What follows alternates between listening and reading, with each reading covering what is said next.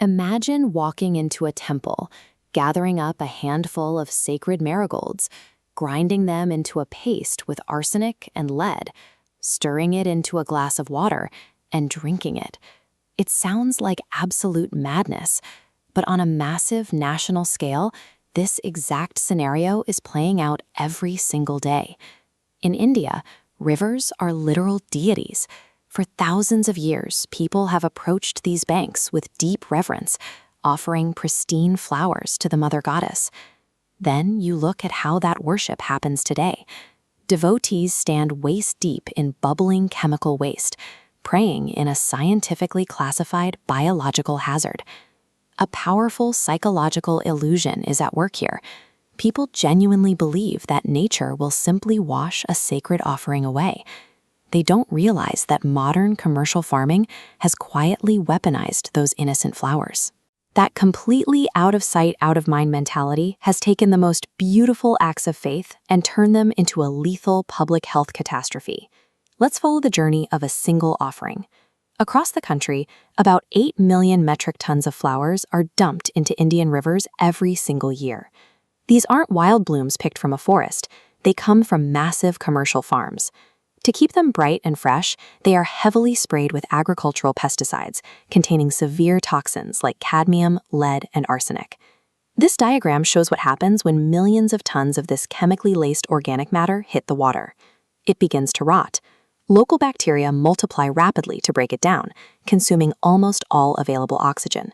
This sets off a destructive chain reaction called eutrophication.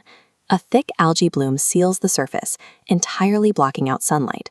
The aquatic ecosystem below is completely cut off, suffocates, and dies. We can actually see the advanced stages of this suffocation.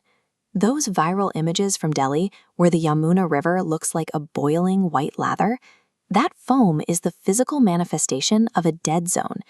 By throwing in tons of flowers to honor the river, worshippers inadvertently strip it of oxygen, turning a living, breathing water source into an ecological graveyard. Now, add the weight of the festival seasons.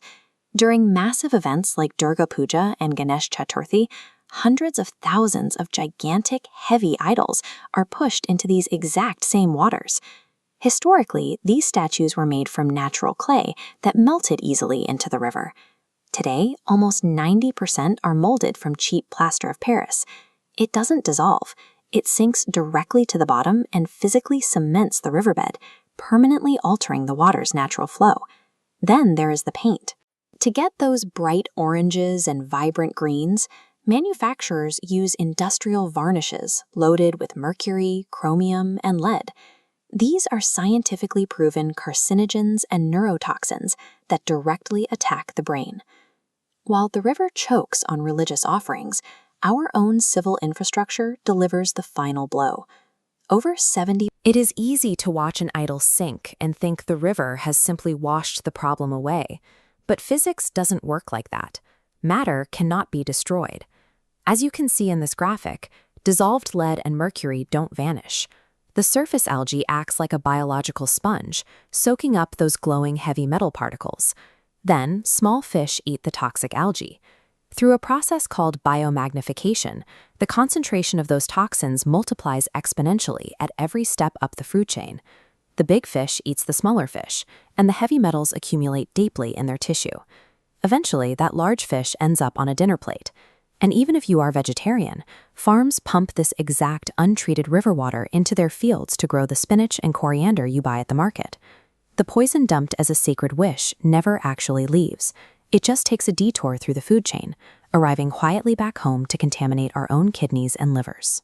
We are paying the ultimate price for this cycle. Every single year in India, over 100,000 children die from preventable waterborne diseases, like severe diarrhea. We are losing the equivalent of an entire city's worth of kids to our own contaminated water. In agricultural hubs where this toxic water seeps into the groundwater, authorities have officially designated entire settlements as cancer villages.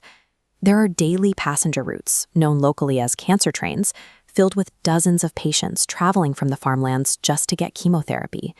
We are aggressively polluting a resource that is rapidly vanishing. Since 1951, the per capita water availability in India has crashed by a massive 71%.